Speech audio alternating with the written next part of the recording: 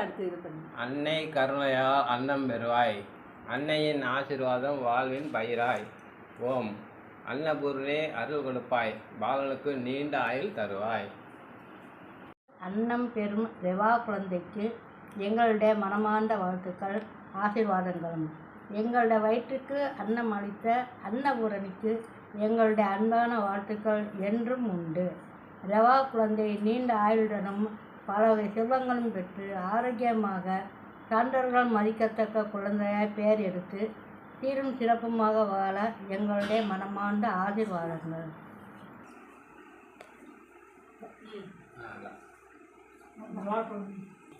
ரவா குழந்தைக்கு எங்களுடைய மனமார்ந்த ஆசீர்வாதங்கள்.